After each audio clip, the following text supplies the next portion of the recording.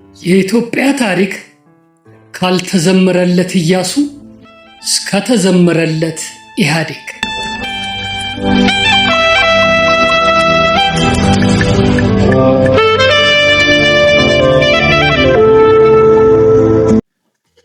ደራሲ ፍስሐ ያዜ ካሳ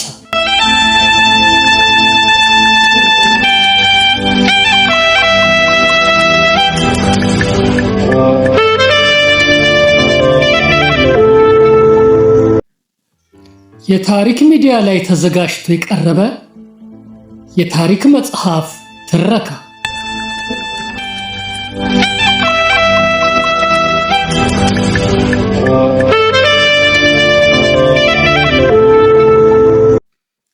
መጽሐፉ የታተመው በ2004 ዓመተ ምህረት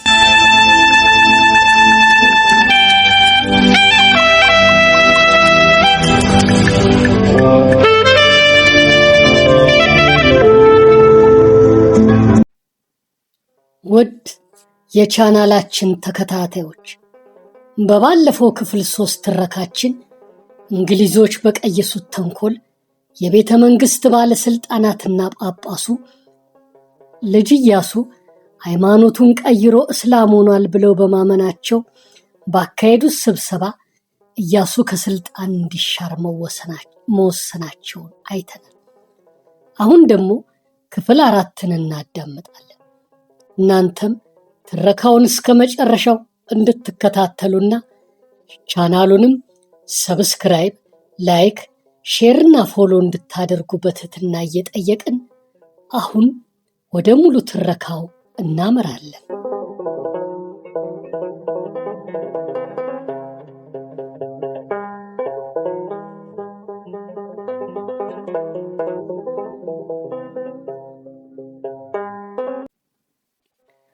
በተመሳሳይ ሁኔታ ፕሮፌሰር ባህሩ ዘውዴ ክሱ ሐቀኛ መሰረት አልነበረውም።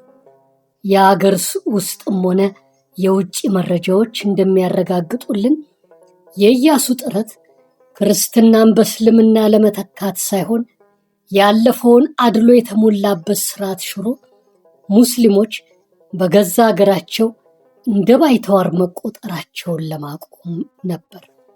የኢያሱ ችግር ፖሊሲውን በግልጽ አለማብራራቱና በአፈጻጸሙ ላይ ከዘዴ ይልቅ ማን አለብኝነት መምረጡ ላይ ነው በማለት በሃይማኖት ፖሊሲው ኢያሱን የሚተካከል ዘመናዊ የኢትዮጵያ መሪ ለማሰብ እንደሚያዳግት ካለፉ ነገስታቶች ጋር እያነጻጸሩ ይተነትኑታል።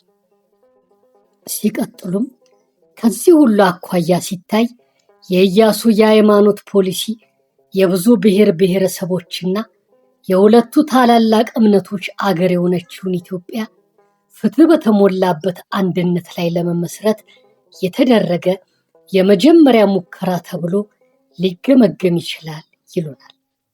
ተክለ ጻድቅ መኩሪያ የኢትዮጵያ ንጉሥ ሊያደርገውና ሊፈጽመው ከሚገባው ዋና ዋና ነገሮች ውስጥ ይበልጦቹን ከዚህ ቀጥሎ የተመለከቱት ናቸው በማለት 5 ነገሮችን ከልጅ ኢያሱ ታሪክ ጋር በተያያዘ አስፍረዋል። 1.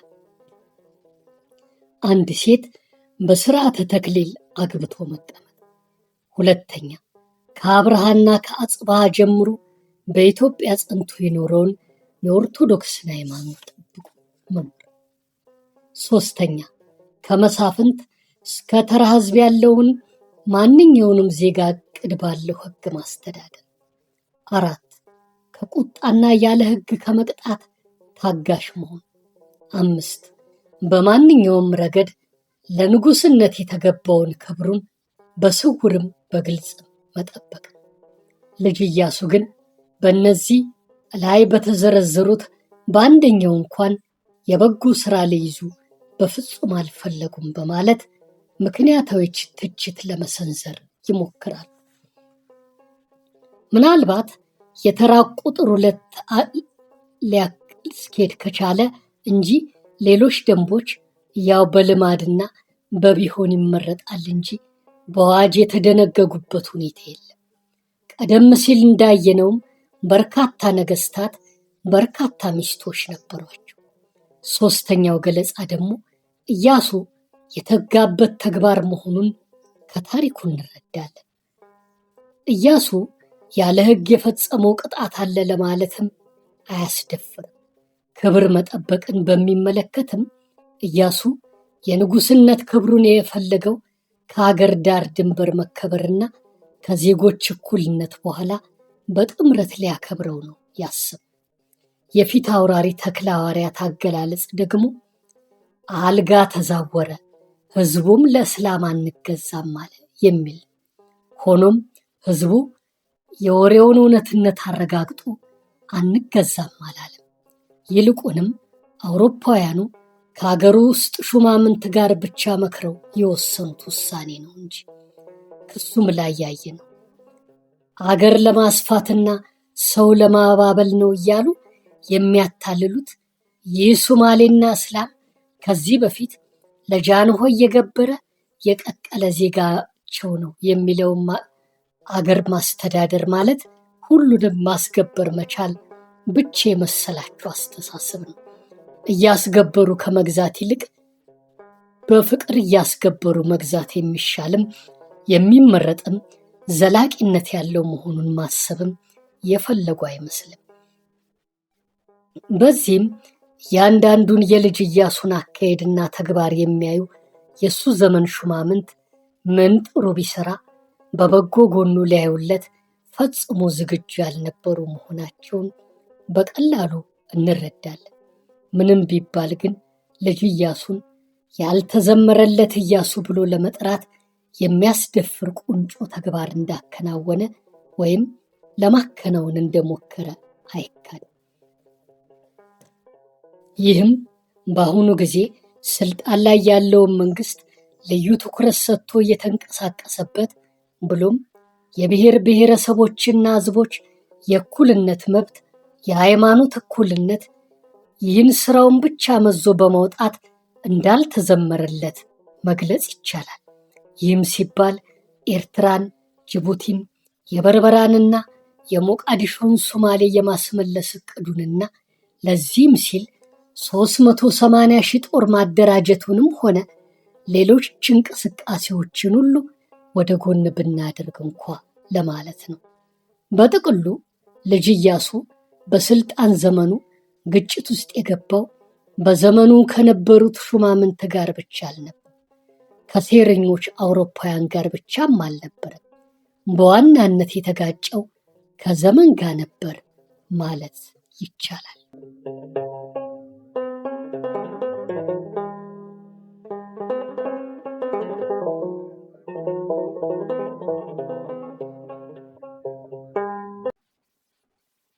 በሚገርም ሁኔታ በተገኘው አጋጣሚ ሁሉ የልጅ ኢያሱን ስም ማጥፋት የሚለው መርህ በሱ ዘመን ብቻ ሳይሆን ዘመኑም እሱም ካለፉ በኋላ መቀጠሉን ለመታዘብ አንድ ነገር እኒና ከሽረቱ በኋላ የተከናወኑ ድርጊቶችን ወደ ማየት እንለፍ።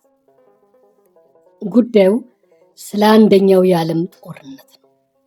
ቀደም ሲል እንዳየነው በጦርነቱ ጊዜ የቱርክ መንግስት ለጀርመን የጦር ጓደኛ እንደመሆኑ መጠን ጀርመን ኢትዮጵያን ከቱርክ ጋር አዛምዳ የሁለቱን ኃይል በመደገፍ በሰሜን አፍሪካ ያሉትን የጦርነቱ ተፋላሚዎች የእንግሊዝንና የፈረንሳይን ግዛት ለመቀማት አስባ ስለነበርና ቱርክም የስዊዝ ካናልን በእጇ ለማድረግ ፈልጋለችና ልጅ ኢያሱም ለኢትዮጵያ ይበጃታል ያለውን ግዛቶቿን የማስመለስና የማስፋት ዓላማውን ማሳካት ይሻልና ለጀርመንም ለቱርክም ተስማሚ ሆኖ ቀርቧል።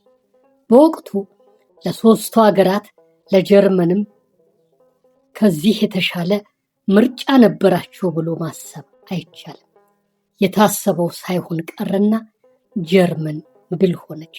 ስለዚህ በኋለኛው ዘመን ልጅ ኢያሱን በጊዜ ከስልጣን ማውረድ ባይቻል ኖሮ አንደኛው የዓለም ጦርነት ተጠናቆ ጀርመን ድል ስትሆን ኢትዮጵያም የተለየ ገጽታ ይኖራትና በተለያዩ የውል ስምምነቶች አማካኝነት ታሪኳ የሚበረዝበት ሁኔታ ይፈጠር ነበር በሚል ኢያሱንና አገዛዙን ለመውቀሻነት አገልግሏል። ጀርመን እንደምትሸነፍ ልጅ ኢያሱም ሆነ ራሷ ጀርመን ቀድሞ አያውቁ። ብዙ ነገር መዘርዘር ሳያስፈልግ ባጭሩ ይህ የኖረው አስተሳሰብ የልጅ ኢያሱን መጥፎ ገጽታ አረጋጋጭ ሆኖ መተካት ይገባዋል ወይ ነው ጥያቄ። በምንም አቅጣጫ ብናየው መልሱ ግልጽ ነው። ነገር ግን የኢያሱን ደካማነት ለመግለጽ እንደ አንድ ግብዓት ያውም ካለፈ በኋላ ጥቅም ላይ የዋለ ገለጻ ሆኖ በብዙ ጽሑፎች ተካቷል። እዚህ ላይ በአቶ ብርሃነ ሥላሴ መጽሐፍ በገጽ 105 የሰፈረውን ሀተታ ላክል። ልጅ ኢያሱ ከአንደኛው የዓለም ጦርነት በፊት የወገነው ከጀርመንና ከቱርክ ጋር ስለነበረ እነሱ በተሸነፉ ጊዜ የኢትዮጵያ ዕጣ ፋንታ ምን ይሆን ነበር ብሎ ለገመተ ሰው እንኳን በጊዜው ልጅ ኢያሱ ወረደ ብሎ መደምደም ይችላል። ባይወርድስ ኖሮ ከማያጨው ጦርነት የባሰ ነገር ኢትዮጵያ ላይ ይደርስበት ኖሯል? ባትኖራል ምዕራባውያኖቹ የራሳቸውን ጥቅም እንጂ ወዳጅ የማያውቁ ስለሆኑ ምናልባት ልጅ ኢያሱ የወሰደው እርምጃ የተለየ ሁኔታ ሊፈጥር ይችል ነበር ማለትም ሌላ አማራጭ ነው። ልጅ ኢያሱ ተሽሮ ሌላ ሰው ስልጣን ስለያዘ ኢትዮጵያ ወደቦቿን እንዳጣሽ ቀረች እንጂ ያገኘችው የተለየ ጥቅም አልነበረም።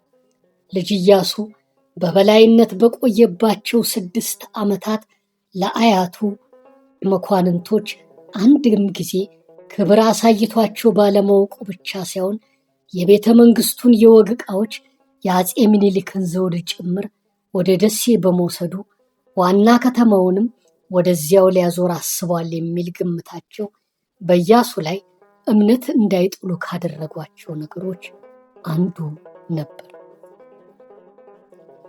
እነዚህን የመሳሰሉ አሉባልታዎችም ሆኑ አጠቃላይ የኢያሱን አገዛዝ በሚመለከት ስለሚናፈሱ ወሬዎችም ይሁን ስለሚዘጋጅለት የትብብር ወጥመድ ልዑሉ ምንም ያህል ትኩረት አይሰጣቸውም። የኔ የሚለውም ሰላይም ቃል አቀባይም የለውም። ወሬ ብለው ሊነግሩት የሚመጡትን ሳይቀር ቢያንስ ሊያዳምጣቸው ዝግጁ አልነበር። ሌላው ቀርቶ ራሱ እንኳን የሸዋን መኳንንት በቅርብ ሆኖ ለመከታተል ፍላጎት ኖሮት አያውቅም። የእርሱ የቅርብ ክትትል በኦጋዴንና በአካባቢው ላይ ብቻ ነበር ለማለት ይቻላል። የጦርነት ዘመቻ ካልኖረ በስተቀር ተደርጎ በማይታወቅ ሁኔታ ከፖለቲካው እምብርት ከአዲስ አበባ ርቆ ለ9 ወራት ያህል ሐረር ተቀምጦ ነበር። በተናቀን ባዮች መኳንንትና ግዛታችንን ስጋት ላይ ጣለብን ብለው በተነሱበት አውሮፓውያን ሴራ ባልዋለበት ተከሶ መስከረም 17 ቀን 1909 ዓ.ም ከስልጣን ሲሻር በምትኩ የአፄ ምኒልክ ልጅ ዘውዲቱ ንግሥተ ነገሥታት ተብለው ሲነግሱና ደጃዝማች ተፈሪ ራስ በሚል ማዕረግ አልጋ ወራሽ ተብለው ሲተኩ እንኳ ልጅ ኢያሱ በኦጋዴን አቅራቢያ በጅጅጋ አካባቢ ነበር የሚገኝ። ባለበት ቦታ ሆኖ መሻሩን የሰማው ልዑል የአካባቢውን ሹማምንት ሰብስቦ እየማለ እየገዘተ አለመስለሙን ቢያስተባብልም ተቀባይነት አላገኘም ነበርና ሽረቱ ጸደቀ። ልጅ ኢያሱ በዚህ ጊዜ ወደ አባቱ ወደ ንጉሥ ሚካኤል መልእክት ላከ። ጦርም አዘጋጅቶ ወደ ሸዋ ሊዘምት ተነሳ። በወቅቱ ጥቂት የኢያሱ ደጋፊዎች መሻሩን ቀድሞ የሰሙት እሱም በጦር ለማገዝ ወደ ሐረር የሄዱ ነበሩ። ከነዚህ ውስጥ አንዱ ወታደር እንዲሸለለ ይባላል። አባቴና ኢያሱ ጥይት ግዛ፣ ወገብክን ይጭነቀው፣ እኛ ሰማን ወሬ አንተ የማታውቀው። እነዚህን የመሰሉ ጥቂት ደጋፊዎች ይኖሩት እንጂ ከደጋፊዎች ውስጥ በርካቶቹ በመጨረሻው ጊዜ ክደውት የአድመኞቹ ተባባሪ ሆነዋል። የአድማው ተሳታፊዎች ይሰበሰቡ የነበረው በጨጌው ቤት ነበር። ፊታውራሪ ሀብተ ጊዮርጊስ ዋናው አስተባባሪ ነበሩ። መሃል ሰፋሪዎች ከጎናቸው ሲቆሙም ለኢያሱ ይከራከሩ የነበሩት ሊጋባ በየነ ወንድማገኘው በጅሮ እንዲገዙ በሀብቴ የኢያሱን እህት ወይዘሮ ስይንን ያገቡትና ኢያሱ ትልቅ ስልጣን የሰጣቸው ቢተወደድ ለጊዮርጊስና የኢያሱ አማካሪ የነበሩት የዘመኑ ምሁር ተክለ ሐዋርያት ተክለ ማርያም ሳይቀር ክደውት ተቀላቅለዋል።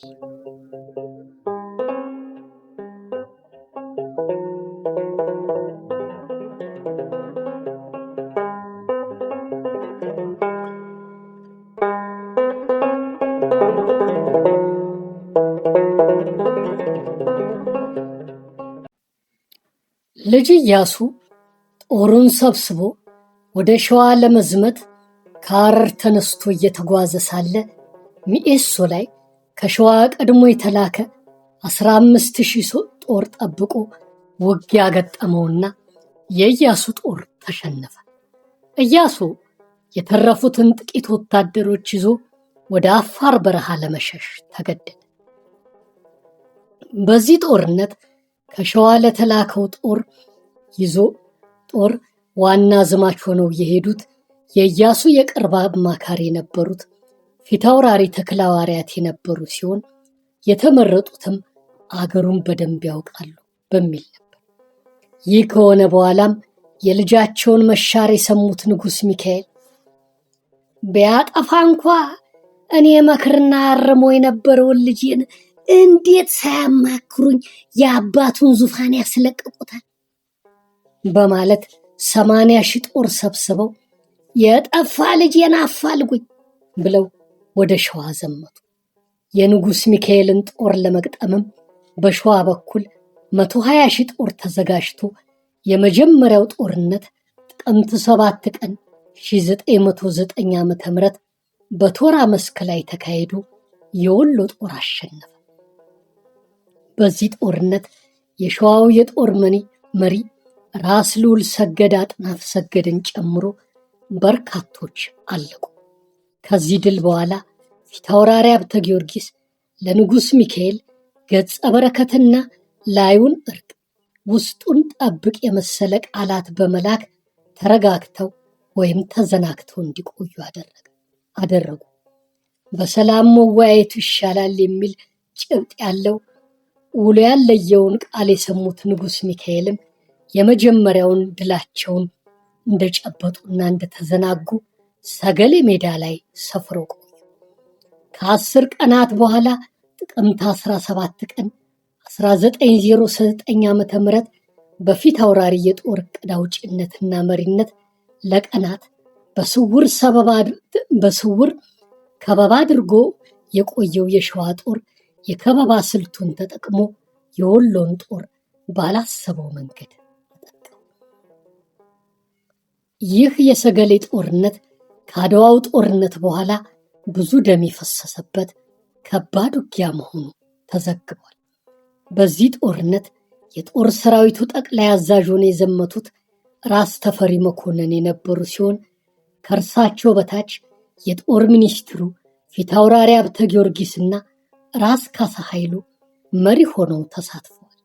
እናም የንጉሥ ሚካኤል ጦር ያለቀው አልቆ የተረፈው ሲበተን ንጉሥ ሚካኤልም ተማረኩ። በዚህ መልኩ ኩዴታው ተከናወነ። ልጅ ኢያሱ ከአባቱ ሽንፈት በኋላ ከነበረበት ከአፋር ተነስቶ በረሃውን አቋርጦ ወደ መቅደላ ሄዶ ጦር ሰብስቦ ውጊያ ቢጀምርም ድል ሳይቀናው ቀረ። በሀብተ ጊዮርጊስ መሪነት የዘመቱት የሸዋ መኳንንት ወደ መቅደላ ሄደው ሊማርኩት ቢሉም አልቻሉም ነበር። በዚህ ጊዜ ነበር መቅደላ አፋፉ ላይ ያስካካል ፈረሱ፣ የ9 ንጉሥ ልጅ 10ኛው እሱ። እንኳን ሴቶችና ወንዶቹ ቢነክሱ አልጋውን አይለቅም አባ ጤና ኢያሱ የተባለለት። ከዚህ ሽንፈት በኋላም እንደገና ተመልሶ ወደ አፋር አቀና። ጥቂት ጊዜ አሳልፎ በረሃውን መልመድ ሲያቅተው በረሃውን አቋርጦ ወደ ምዕራብ ትግራይ በማቅናት በጋብቻ ወደሚዛመዱት ወደ ራስ ስዩም ግዛት ሄደ። ምንም እርዳታ እንደማያገኝ ሲረዳ ወደ ምስራቅ ትግራይ ዘልቆ ራስ ኩክሳሪያ ዘንድ ቢሄድም ለውጥ የለም። ይህን ያዩ የሙስሊም ባላባቶች ወደ እኛ ወደ ቆሎ ሀገር ግባና እንደብቅሃለን፣ ሚስትም እንደርልሃለን፣ በሰላምም ትኖራለን፣ ባይመችም ወደ ኤርትራ ይዘንህ እንጠፋለን ብለው ሲልኩበት ከሀገር ያልወጣ ሚስትም አለች መስለምም አልፈልግም ብሎ እዚያው ትግራይ ውስጥ ግብፅ እያገዳም ገብቶ ተደበቀ።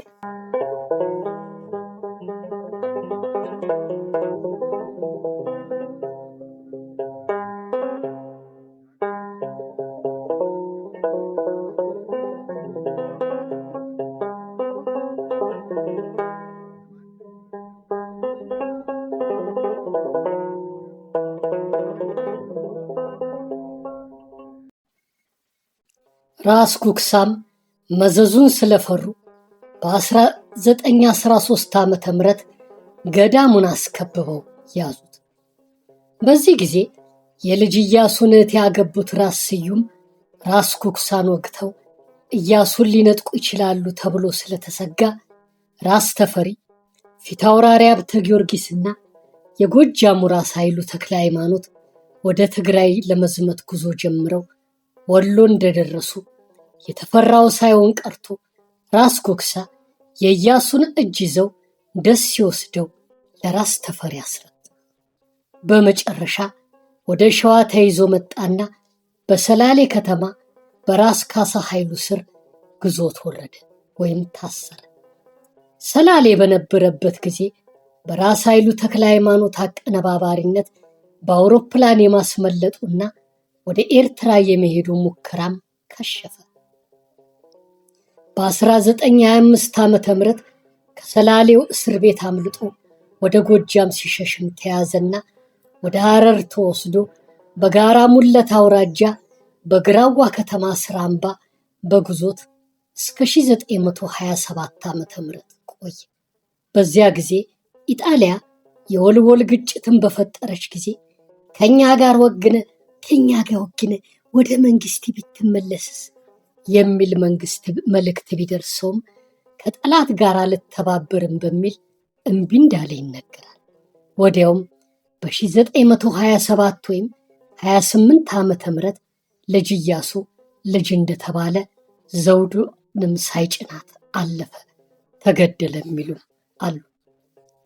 የልጅ ኢያሱን አሟሟት በሚመለከት 3 አይነት አባባሎች እንዳሉ የሚነግሩን ጸሐፊ ጥላሁን ብርሃነ ሥላሴ አንደኛው እንደ ልጅ መስፍን ኢያሱ አገላለጽ ጃንሆይ በ1928 ዓመተ ምህረት ወደ ማይጨው ሊዘምቱ ሲሉ ያስመለጡትና እኛ ያስመጣነው ስለ ማይጨው ጦርነት እንዲያማክሩን ነው ሲሉት፣ እኛ ያስመጣነው ስለ ማይጨው ጦርነት እንዲያማክሩን ነው ሲል፣ አንተ ያስመጣኸኝም ማለት ገላይ ነው፣ ቀኑ ይረዝማል እንጂ አንተም ትገደላለህ ብሎ እንደመለሰና ወደ ማይጨው ሊሄዱ 3 ቀን ሲቀራቸው ተገደለ ብለዋል።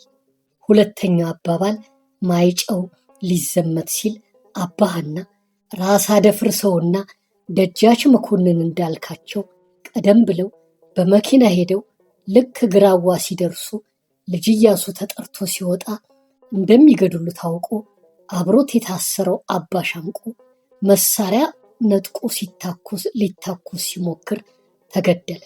አስከትሎም ልጅ ኢያሱ ተገደለና ሁለቱም እዚያው ተቀበሩ የሚል ነው። 3ኛው ገለጻ ደግሞ አቶ ተክለ ጻድቅ መኩሪያ ከአፄ ቴዎድሮስ እስከ ቀዳማዊ አፄ ኃይለ ሥላሴ በሚለው መጽሐፍ የገለጹት ሲሆን መጋቢት 7 ቀን 1927 ዓ.ም ልጅ ኢያሱ መሞታቸው በቤተ መንግስት ተነግሮ ሐዘን ተቀምጠው ነበር ብለው አትተዋል።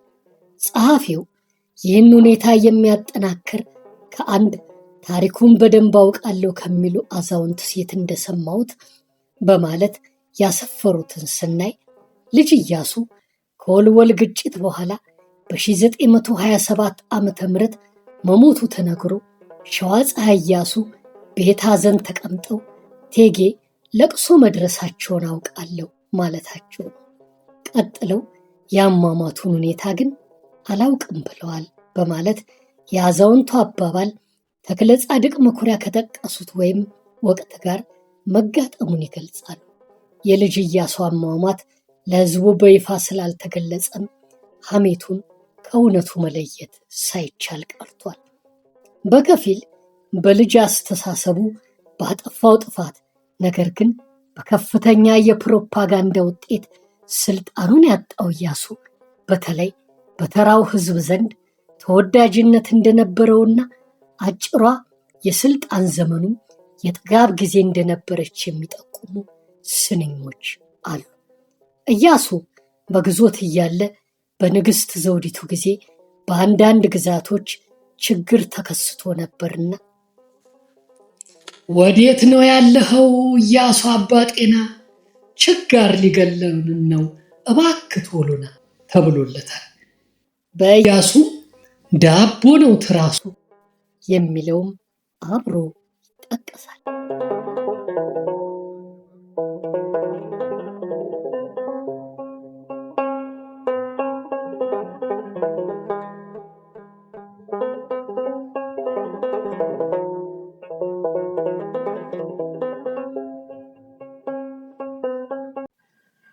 ደጋፊዎቹ ባየነው አይነት ፍቅራቸውን ሲገልጹም፣ በተቃራኒው ተቃዋሚዎቹ የኢያሱን መጥፎ ገጽታ የሚተነትኑ ግጥሞችን በጽሑፍም በቃልም ያሰራጩ ጀመር።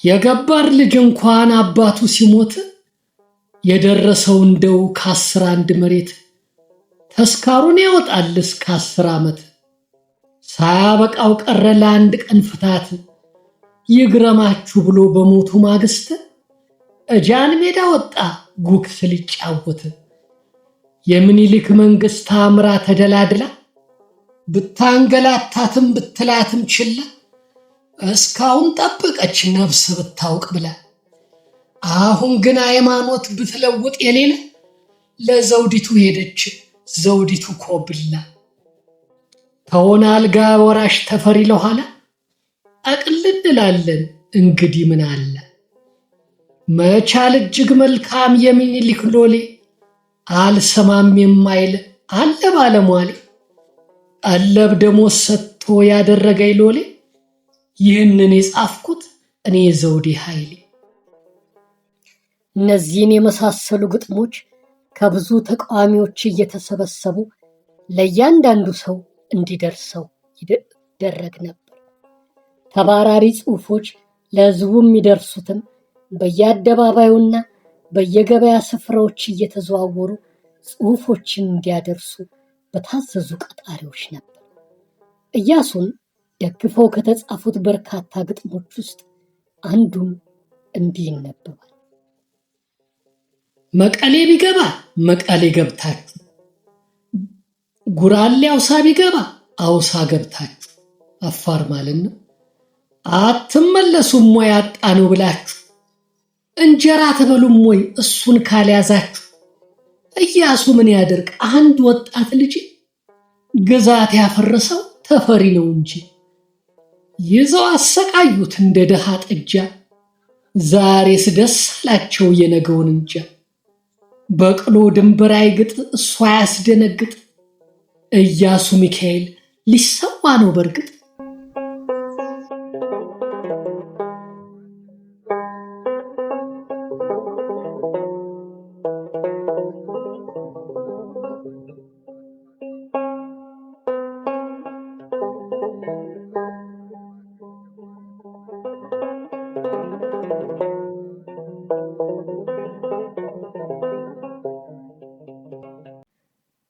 ውድ የቻናላችን ተከታታዮች የክፍል 4 ትረካ እንደሰማችሁት ቀርቦ ተጠናቋል። በቀጣይ ደግሞ ክፍል 5ን አዘጋጅተን እናቀርባለን። እናንተም ትረካችንን እስከ መጨረሻው ስለተከታተላችሁልን እጅግ አድርገን እናመሰግናችኋለን። የምንለቃቸው ተከታታይ ቪዲዮዎች በፍጥነት እንዲደርሳችሁ የደወሏን ምልክት በመጫን ቻናላችንን ሰብስክራይብ አድርጉልን፣ ላይክም አድርጉልን። ሼር እያደረጋችሁ ለሌሎች አዳርሱልን። በኮሜንት ቦታ ላይ ሐሳብ አስተያየታችሁን ጻፉልን። እስካሁን ትረካው ተጀምሮ እስከሚያልቅ በትዕግስት ስለተከታተላችሁንና ስላዳመጣችሁን እጅግ አድርገን እያመሰገንን በቀጣዩ የክፍል 5 ቪዲዮ ትረካ እስከምንገናኝ ከወዲሁ ቸር ሰንብቱልን። ሰላም ሁኑልን። ሰላማችሁም ምንጊዜም ይብዛልን። ኢትዮጵያ ለዘላለም